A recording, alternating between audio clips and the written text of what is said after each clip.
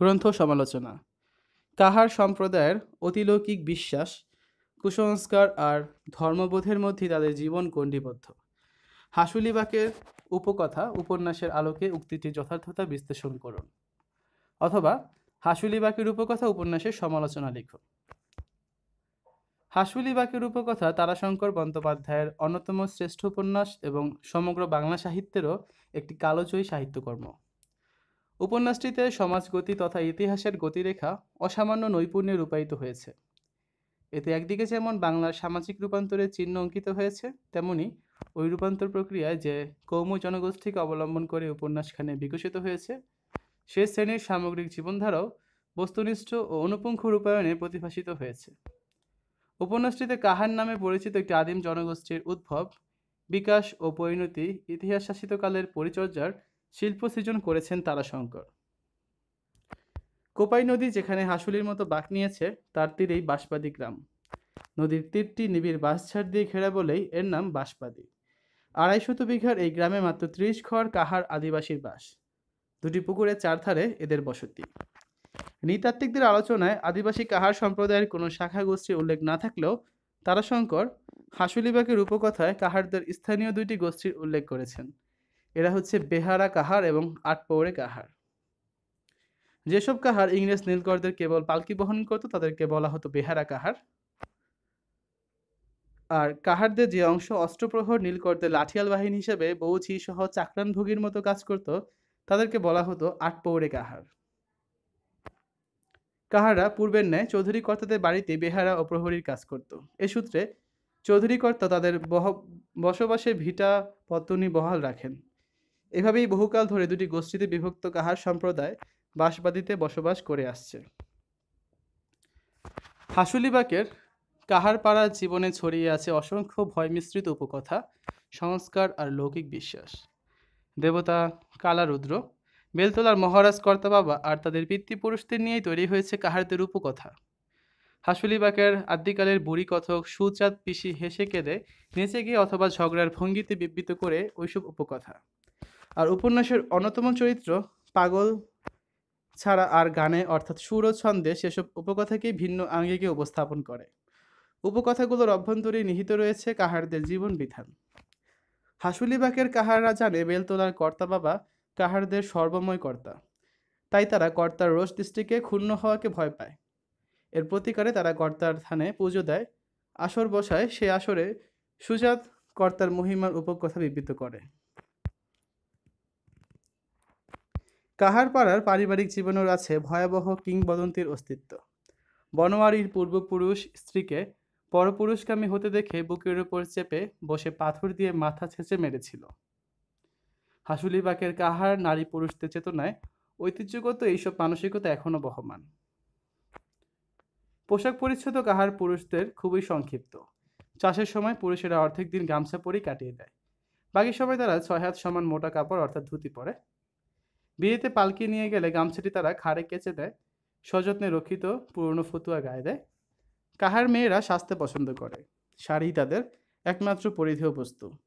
মোটা কাপড়ে 3টি শাড়ি হলে একজন কাহার নারীর বছর চলে যায়। তবে বাইরে যাওয়ার জন্য তাদের মিহি ফুলপাড়ের শাড়ি চাই।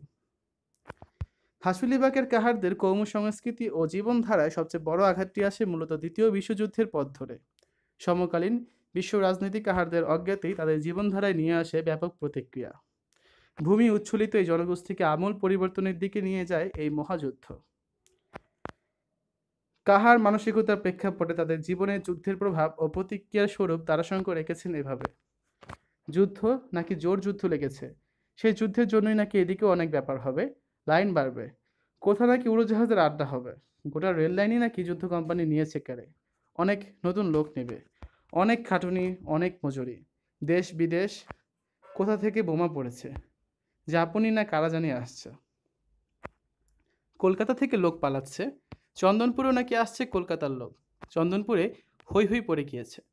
যুদ্ধের প্রয়োজনেই বাঁশবাদীতে রাস্তাঘাট নির্মিত হয়, যুদ্ধের তাঁবু পড়ে, যুদ্ধের প্রয়োজনেই বাঁশবাদীর সব বাঁশ উজাড় হয়ে যায়।